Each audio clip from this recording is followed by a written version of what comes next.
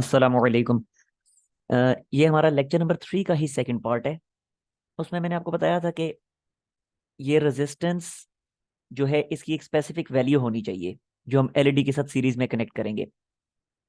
अगर हमने उस स्पेसिफिक वैल्यू से ज़्यादा वैल्यू की रेजिस्टेंस कनेक्ट कर दी तो एलईडी की परफॉर्मेंस पे फर्क पड़ेगा। ज़रा एलईडी फिर उस तरीके से ग्लो नहीं कर सकेगी।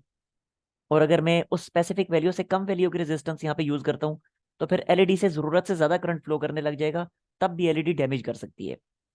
इसलिए एक स्पेसिफिक वैल्यू की यहाँ पे रेजिस्टेंस होनी चाहिए। अब रेजिस्टेंस की वो स्पेसिफिक वैल्यू क्या होनी चाहिए, उसी के लिए यहाँ पे कैलकुलेशन मैंने करनी है। और यही मैंने आपसे कहा था कि अलग वीडियो में मैं आपको ये समझा दूंगा। तो यहाँ पे आप जरा देखें कि इस रेजिस्टेंस की स्पेसिफिक वैल्यू की कैलकुलेशन कैसे होगी, कि जो रेजिस्टेंस हमने यहाँ पे कनेक्ट करनी है। देखें, उस लेक्चर नंबर 3 में हमने ये देखा था कि जो एलईडी हमने यूज की थी that was red LED.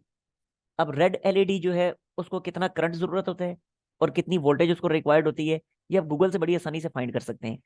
Google पे आपको पता इजीली आपको ये मिल जाएगा कि ग्रीन एलईडी के लिए कितना करंट कितनी वोल्टेज रिक्वायर्ड है, रेड एलईडी के लिए कितना करंट कितनी वोल्टेज रिक्वायर्ड है, येलो एलईडी के लिए, व्हाइट एलईडी के लिए, वगैरह वगैरह। तो वहां पे आपको इजीली वहां पे मिल जाएगा।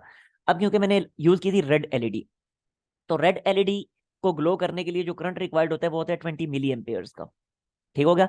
और कितनी वोल्टेज पे ये ऑपरेट होती है रेड एलईडी, ये होती है 2 वोल्ट्स की वोल्टेज पे ऑपरेट। ठीक हो गया।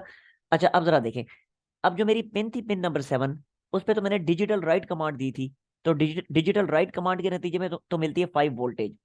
अब 5 वोल्ट्स यहाँ पे मिल रहे हैं, लेकिन हमारी इस एलईडी को चाहिए सिर्फ और सिर्फ कितने वोल्ट्स, ओनली 2 वोल्ट्स। इस एलईडी को चाहिए सिर्फ और सिर्फ 2 वोल्ट्स, यानी सिर्फ 2 वोल्ट्स का पोटेंशियल लॉस, वोल्टेज लॉस इसके अक्रॉस आना चाहिए।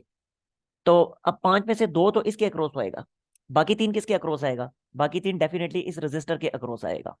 ठीक हो गया। ले जी, हमें पता चल गया कि रजिस्टर के अक्रॉस वोल्टेज ड्रॉप कितना आएगा। अब अगली बात देखें, रजिस्टर में से करंट कितना पास करेगा। जाहिर है एलईडी और रजिस्टर सीरीज में है, तो जो करंट एलईडी में से पास करेगा वही रजिस्टर में से पास करेगा। एलईडी में से पास करे 20 मिली एम्पेयर का, तो रजिस्टर में से भी 20 मिली एम्पेयर का पास करेगा। ठीक हो गया। ले जी, रजिस्टर में से पास होने वाला करंट भी हमें पता चल गया, रजिस्टर के अक्रॉस वोल्टेज ड्रॉप भी हमें पता चल गया। तो अब बड़ी आसानी से ओहम्स लॉ यूज करके हम इस रेजिस्टेंस को कैलकुलेट कर सकते हैं। तो ये आपके सामने मैंने लिख दिया using Ohm's law, V is equal to I R, तो R will be equal to V by आई।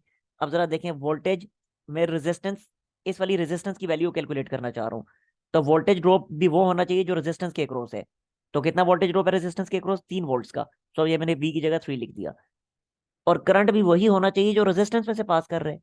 तो रेजिस्टेंस में से कितना करंट पास करेगा? वही जो एलईडी में से पास कर रहे हैं, यानी कि 20 मिली एम्पेयर्स का। तो पुट किया 20 मिली एम्पेयर्स, सिंप्लीफाई करें तो रेजिस्टेंस की वैल्यू आ गई 150 ओहम्स।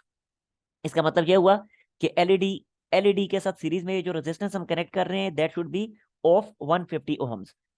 अगर 150 ओम से ज्यादा के रेजिस्टेंस आप कनेक्ट करेंगे तो एलईडी की ब्राइटनेस कम होनी शुरू हो जाए, सॉरी, 150 ओम से ज्यादा के रेजिस्टेंस कनेक्ट करेंगे तो एलईडी की ब्राइटनेस कम होनी शुरू हो जाएगी, यानी एलईडी की परफॉर्मेंस इफेक्ट होनी शुरू हो जाएगी। लेकिन अगर 150 ओम से कम की रेजिस्टेंस कनेक्ट करेंगे तो फिर जरूरत से ज्यादा करंट एलईडी से पास होने लग जाएगा, लिहाजा एलईडी डैमेज कर सकती है। ठीक हो गया। तो 150 ओम एग्जैक्टली या फिर 150 के राउंड अबाउट की कोई रेजिस्टेंस आप यूज करें, लेकिन 150 से कम की यूज ना करें, क्योंकि वो एलईडी को डैमेज कर देगी फिर।